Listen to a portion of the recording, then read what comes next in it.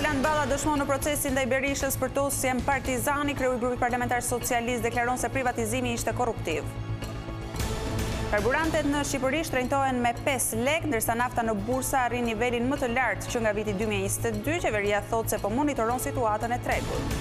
3 kandidatë dorëzojnë kërkesat për të garuar përballë Berishës, por 2 prej tyre, Ervin Saliani dhe Alesia Balliu, janë përjashtuar nga Partia Demokratike.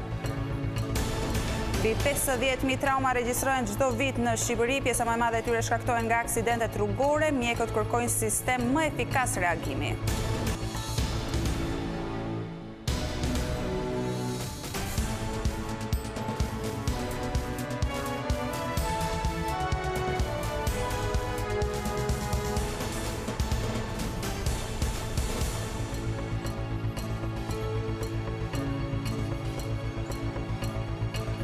Përshëndetje të nderuar teleshikues, ky është edicion informativ i lajmeve këtu në televizionin kombëtar Vision Plus. Taulant Balla u paraqit në gjykatën e posaçme si dëshmitar në gjyqin për çështjen Partizani, ku akuzohen Berisha dhe dhëndri i tij Amarbër Maltezi. Kreu i grupit parlamentar socialist tha se i qëndron plotësisht kallëzimit të bërë dhe sipas tij kryeministri favorizoi familjarët. Në cilësinë e kallëzuesit të çështjes, kreu i grupit parlamentar të Partisë Socialiste Taulant Balla ka dhënë dëshminë e tij për dosjen Partizani në gjykatën e posaçme. Për tokat e zeza, shefi i deputetëve socialist ka pretenduar se procesi i privatizimit të ish klubit Partizani nuk është zhvilluar sipas procedurave ligjore dhe përfituesit kanë shfrytzuar pushtetin në lidhjes së tyre familjare, konkretisht atë të kryeministrit të kohës Sali Berisha. Balla theksoi se në një kohë rekord brenda 6 muajsh u bë procedura për njohjen dhe kthimin e godinës, duke shtuar se kompleksi Partizani ishte hequr nga plani për hapjes së ushtrisë. Më herët, para se do dëshmonte në seancë, në një deklarat për mediat, Balla u shpreh se drejtësia e re po çmonton korrupsionin sipas tij shumë vjeçar. Unë besoj se shqiptarët sot kanë më shumë besim te drejtësia dhe drejtësia është një institucion i cili po forcohet dita ditës. Ajo që mendoj unë që politikanët që vinë këtu duhet që të mbështesin drejtësinë, të mbështesin punën e lavdrueshme të prokurorëve të prokurisë posaçme, të cilët po të shmontojnë korrupsionin shumë vjeçar në Shqipëri. Gazetarëve u siguroi se i qëndron kallëzimit, pasi sipas tij ky është një rast tipik i korrupsionit të nivelit të lartë. Këtij kallëzimi tu e kam sill me vete, i qëndroj fjalë për fjalë. Ky është rasti tipik i korrupsionit të zyrtarëve të lartë. Madje për të mbështetur kallëzimin e tij gjatë seancës, Balla u shpreh se në vitin 2008 Berisha ka qenë kryetari i Agjencisë së Zhvillimit të Territorit dhe se në të njëjtën kohë është bërë dhe ndryshimi i destinacionit. Ndërkohë, gjykata e posaçme në seancën e kaluar pranoi dhe kërkesën e mbrojtjes së Berishës dhe Maltezit për të thërritur si dëshmitar dhe kryeministrin Edi Rama. Ky i fundit pritet të dëshmojë në cilësinë e kryebashkiakut të Tiranës, i cili sipas mbrojtjes së Berishës ka firmosur ndryshimin e destinacionit të truallit të ish kompleksit Partizani nga terren sportiv në truall për ndërtim. Bordi i transparencës vendosi këtë të enjte të rrisë çmimin e naftës me 5 lek. Sipas vendimit, nafta do tregtohet me pakicë deri në 208 lek për litër, nga 203 lek që ishte më parë, ndërsa me shumicë do të shitet me 196 lek. Edhe benzina ka pësuar rritje me 5 lek më shumë, ajo do të shitet me pakicë me çmimin 185 lek për litër dhe me shumicë deri në 173 lek. Çmimet e reja reflektojnë ndryshimet e fundit në bursa dhe në tregjet ndërkombëtare.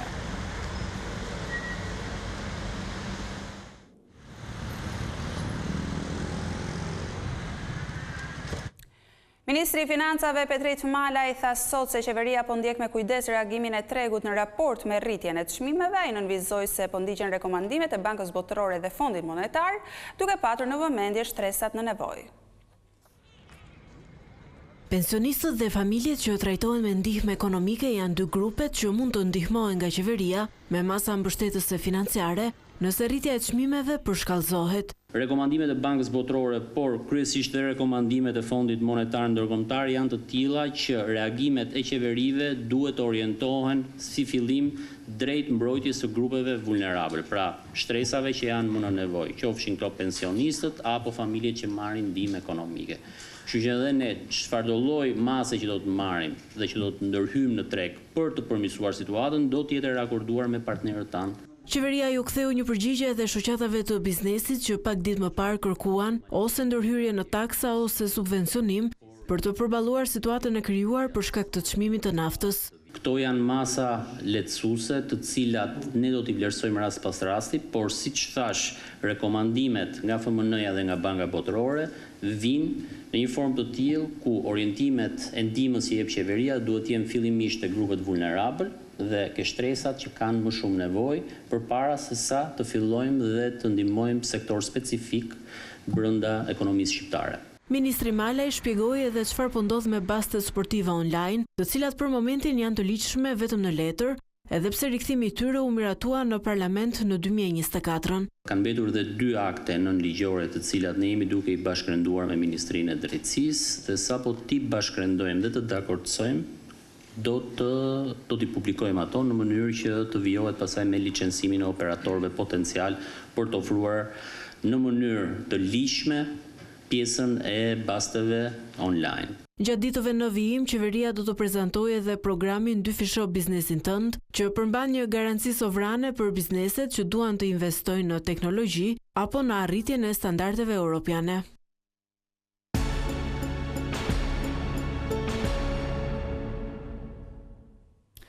Ervin Saliani, Alesia Balliu dhe Mereme Sela janë 3 emrat që synojnë t'i marrin Sali Berishës drejtimin e Partisë Demokratike. Kërkesat janë dorëzuar në Selim Blu, por më herët Saliani dhe Balliu janë përjashtuar nga partia e duket se gara e tyre nuk do të finalizohet dot.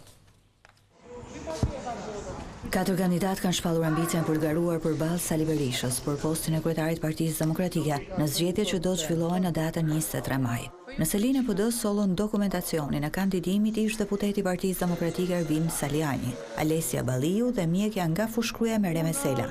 Ndërkohë që ish antarja Komisionit të Rithemelimit Evi Kokalari deklaroi se i ka dërguar nëpërmjet postës elektronike. Ish deputeti PD Saliani dërgoi përfaqësuesit e tij në seli pasi ndodhet jashtë vendit, por asnjë prej antarëve të sektorit të organizimit nuk ndodhej në parti për të marrë zyrtarisht kërkesën për kandidim. Tregon edhe një herë që ajo që u premtua, që ishte pikërisht gara e hapur që premtoi në rithemelim doktor Berisha, tregon qartë që nuk ka as edhe një formë për të hyrë në zyrat e organizimit për një garë dhe jo më të garosh përballë. Duke qenë se nuk po keni mundësi. Bashkëpunëtorët e Ervin Saliani dhe Alesia Balliu i lanë dokumentat tek recepcioni i Partisë Demokratike. Njësoj veproi edhe mjekja Mereme Sela. Deklaroj për kryetaren e Partisë Demokratike të Shqipërisë, në qoftë se populli i intereson shëndeti, jeta, ekonomia, arsimi, fëmia, jam një nga personat me gjithë backgroundin e duhur.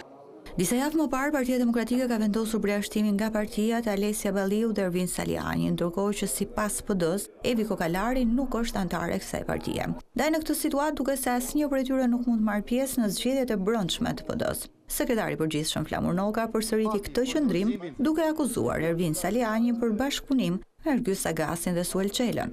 Kur të caktohet gara për administratorin e Gysit, të shkojnë të aplikojnë gjithë. Për Partinë Demokratike duhet t'jesh pikë pari demokrat, jo t'i shërbesh Ramës, do t'jesh njëri që shërben demokratëve. Nga të gjithë kandidatët nuk ka veçoi vetëm mjeken Mereme Sela. Mereme Sela është demokrate, është antare e partisë. Është pritur, ka dorëzuar. A i plotson kriterit, as i plotson kriterit, është çështje e institucioneve. Sipas kritereve të vendosura nga Komisioni Zgjedhor në PD, për të marrë pjesë në këtë garë duhet që kandidatit ketë pasur funksionet larta drejtuese, e të ketë bërë betejë politike e publike, ndaj duket se dhe mjekja Sela ka pak gjasa të hyjë në garë. Në këtë situatë, në 23 maj duket se kandidati vetëm do të jetë lider historik i Partisë Demokratike, Sali Berisha, i cili do të kërkojë mbështetjen e demokratëve për t'i udhëhequr në 4 vitet e ardhshme. Pas zgjedhjeve demokratike nuk mund të ketë ardhme për Shqipërinë. Ky ishte mesazhi kryesor që ndau në forumin e partive të djatha në Kroaci lideri i opozitës Sali Berisha. I akuzoi qeverinë si përgjegjëse për bllokimin e integrimit të vendit. Kryetari i Partisë Demokratike Sali Berisha shfrytëzoi forumin e Bashkimit Demokrat Ndërkombëtar IDU në Zagreb për të ngritur shqetësimin e opozitës për standardet zgjedhore në Shqipëri. Në fjalën e tij Berisha akuzoi qeverinë socialiste se i ka shndëruar zgjedhjet në një farsë elektorale. Procesi më themelor për një vend demokratik janë zgjedhjet dhe mundësia rotacionit të pushtetit. Nëse e bllokon këtë, demokracia bie gjithnjë më shumë. nëse arreston 2 lider të partive kryesore të opozitës dhe i vendos në proces penal pas një arsye ligjore dhe të tretin në vitin e zgjedhjeve. Kjo ndodhi në Shqipëri dhe në Tunizi. Të dy i bën këto, pas zgjedhje nuk ka të ardhme. Kështu që mendoj se procesi më themelor për kombin tim duhet të rikthehet. Berisha theksoi se Partia Demokratike mbështet procesin e integrimit të vendit në Bashkimin Evropian, por ky proces sipas tij duhet bazohet në merit. Berisha theksoi se sot është qeveria shqiptare ajo që po e dëmton integrimin. Mendoj se për momentin pengesat kryesore të integrimit të Shqipërisë në Bashkimin Evropian janë e para autokracia zgjedhore, se dyti edhe më keq se kaq, Shqipëria është i vetmi narkoshtet në Evropë. Bashkimi Demokrat Ndërkombëtar, IDU, është organizata që mbledh partitë e djathta dhe të qendrës nga e gjithë bota. E forumi që po zhvillohet në Zagreb do zgjas 3 ditë. Shqipëria ka marrë mbështetjen e Çekisë, Slovakisë dhe Austrisë për integrimin në Bashkimin Evropian. Ministrat e jashtëm të 3 vendeve që vizituan Tiranën i shprehën homologut Ferit Hoxha vlerësimet për hapjen në kohë rekord të grup kapitujve. Austria, Çekia dhe Slovakia mbështesin Shqipërinë në procesin e anëtarësimit në Bashkimin Evropian. Në një deklaratë të përbashkët për mediat nga Tirana, ministrat e jashtëm të 3 vendeve të Unionit theksuan se Shqipëria ka hapur grup kapitujt në një kohë rekord dhe se ky ritëm duhet të vijojë edhe për përmbylljen e tyre, por me kush që reformat të jenë frytëdhënëse. Gjithçka bazohet tek meritokracia. Ju keni bërë një punë të mirë për sa i përket procesit të integrimit, por duhet të fokusoheni edhe tek miratimi i reformave. Përkthimi i ligjeve nuk duhet të bëhet vetëm në letër, ajo duhet të zbatohet në terren. Ju keni bërë një punë të mirë. Republika Çeke qëndron krahas Shqipërisë në këtë proces, i cili nuk është as pak i lehtë. Hapja e grup kapitujve u bën në një kohë rekord dhe kjo tregon shumë për vullnetin që ju keni sa i përket procesit të anëtarësimit. Kryediplomati shqiptar Ferit Hoxha vuri theksin tek hapja e piketave të ndërmjetme, të njohura ndryshe si IBAR. Jemi plotësisht angazhuar për të ruajtur këtë ritëm të fortë dhe presim përmbushjen e IBAR sa më shpejt në një periudhë të afërt, duke hapur rrugën për fazën e ardhshme të negociatave, atë të mbylljes së kapitujve, për të cilën kemi punuar në mënyrë intensive dhe jemi përgatitur paralelisht. 3 ministrat vizituan Tiranën me ftesë të shefit të diplomacisë shqiptare. Parlamenti nisi punën për të zbatuar 2 vendime të gjykatës kushtetuese, vendimi i parë që lidhet me rritjen e pagave të gjyqtarëve prokurorëve dhe vendimi i dytë që ka lidhje me rregulloren e kuvendit. Këshilli i Legjislacionit u njoh sot me argumentimin e kushtetueses pse duhet të ndryshojë mënyra e përllogëritjes së pagës së magjistratëve dhe pse ngritja e 11 komisioneve parlamentare në shtator dhe ndryshimi i rregullores për këtë qëllim ishte në shkelje të kushtetutës. Gjykata i ka lënë detyrë parlamentit të ndryshojë edhe ligjin për statusin e gjyqtarëve dhe prokurorëve dhe rregulloren e kuvendit. Sot Këshilli i Legjislacionit caktoi vetëm relatorët për të 2 këto ligje dhe pritet që javën e ardhshme të nisë punën me rregullimin e tyre.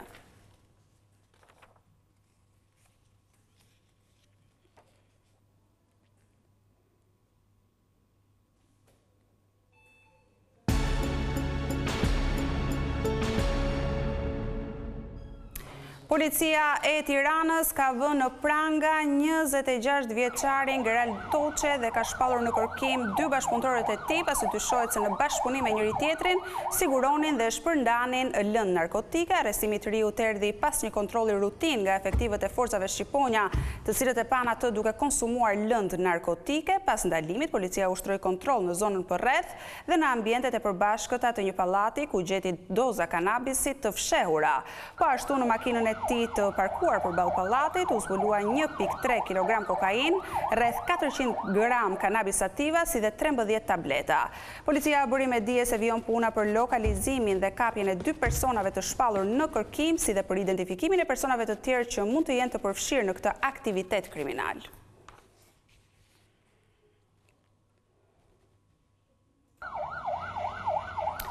Kreu i Policisë së Shtetit, Skënder Hita, adresoi kritika të forta ndaj drejtorive të policive Korçë dhe Elbasan, i kërkoi më shumë angazhim në këto 2 qarqe për luftën ndaj krimit me fokus goditjen e kultivimit dhe trafikimit të drogës.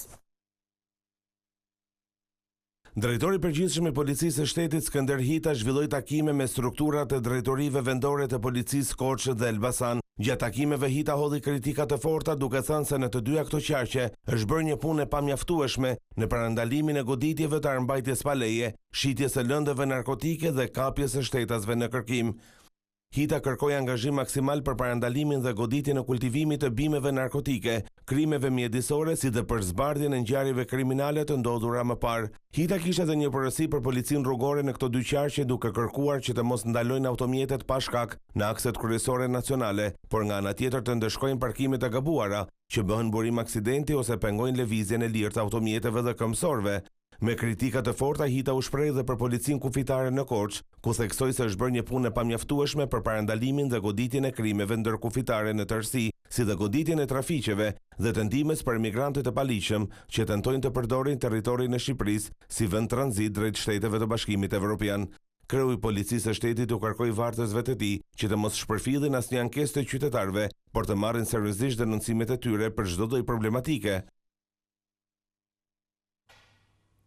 Shqipëria renditet ndër vendet me numrin më të lartë të traumave, shumica e të cilave shkaktohen nga aksidentet rrugore. Mjekët thonë se në vendin ton mungon një sistem efikas reagimi që do të bënte të mundur ndërhyrje në kohë. Mbi 50.000 trauma regjistrojnë çdo vit në vendin ton, ku pjesën më të madhe zënë aksidentet automobilistike dhe aksidentet në punë. Agrun Dojani, mjek kirurg në Spitalin Universitar të Traumës, thotë se gjatë muajve të verës shënohet edhe numri më i lartë i rasteve me trauma. Jo më pak se 50.000 aksidente me makinë ose me mjetet lëvizshme janë vend deri akoma ngelen. Janë shtu aksidentet në punë, traumat, pikun e vet e kanë në periudhën e muajve të verës, ku fillojnë vakancat, ku vinë edhe turistë huaj tashmë e njohur që janë rritur ndjeshëm në Shqipëri me shifra enorm duke krahasuar me vitet tjera. Sipas tij, në shumë raste ndihma e parë nuk i jepet në mënyrën e duhur, duke bërë që të lënduarit të përballen me pasoja edhe më të rënda. Nuk dinë me procedurë bazike të lirimit rrugëve firmades, që nga ngritja mjekrës apo ngritja nofrës. Janë dy procedura tjera që s'kan nevojë që të realizohen procedura dhunshme, të cilët jo rrallëherë dëmtojnë vetë pacientin apo dhënësin e ndihmës. Dojani nënvizon gjithashtu nevojën për një sistem më efikas reagimi ndaj emergjencave që do të siguronte ndërhyrje të shpejtë dhe të saktë për të aksidentuarit, një hall që sipas tij ende mungon. Nuk kemi sistem traumë në Shqipëri. Ne kemi sistem shëndetësor, sistem spitalor, po sistemi traumës është më shumë se spitali. Duhet një dakordësim i gjithë grupeve të interesit. Tashmë nuk është risi, një pjesë e madhe e vendeve të Evropës, vjet kishte Greqia që pas një luftet madhe, se nuk është çështje dëshirash, është çështje implementimesh, protokollesh, sistemesh, mënyrë të reagimit të institucioneve, që nga momenti i ndodhjes traumave, i parandalimit tyre, rehabilitimi, janë një sistem i gjerë, i cili do kohën e vet. Këto shqetësime u diskutuan në konferencën mbi stilin e jetesës dhe reduktimin e rrezikeve, ku ekspertë të shëndetit trajtuan edhe rëndësinë e parandalimit të traumave tek të rinjt. Spitalore si dhe roli i standardizimit klinik.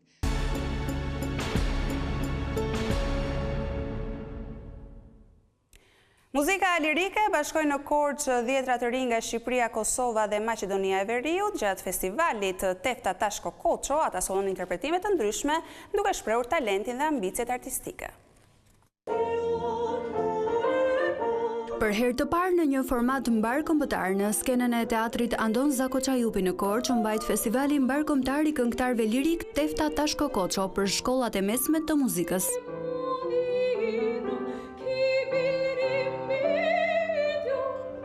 Ky festival dikur ka shërbyer si trampolin për emra të mëdhenj të artit lirik shqiptar.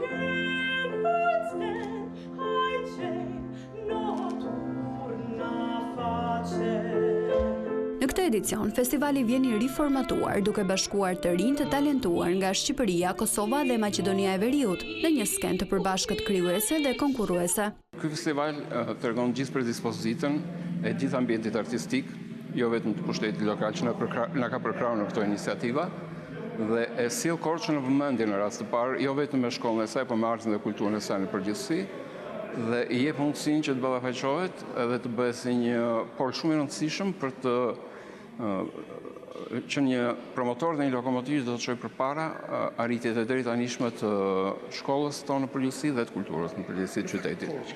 Ka disa elemente të mirë që sot kënojnë teatro të rëndësishme në Itali, në Austri, në vendet ndryshme të Evropës. Kjo është një shenjë mirë, po edhe një shpresë, po edhe një ecje që shkolla e muzikës, shkolla Prengjakova e vazhdon. Me tona të vështirësitë që kena, me tona të probleme që na rrethojnë, por ecim.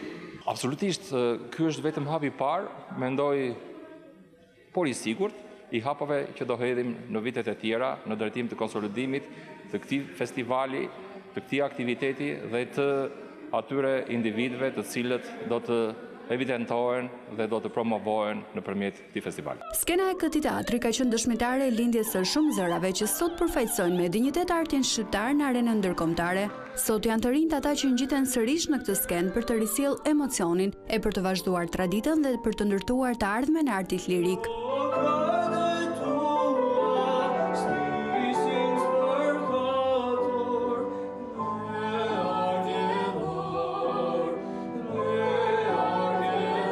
Festivali mbarkombëtar i këngëtarëve lirik nuk është vetëm një aktivitet artistik, por një urlidhse mes traditës dhe së ardhmes, mes përvojës dhe pasionit të brezit të ri.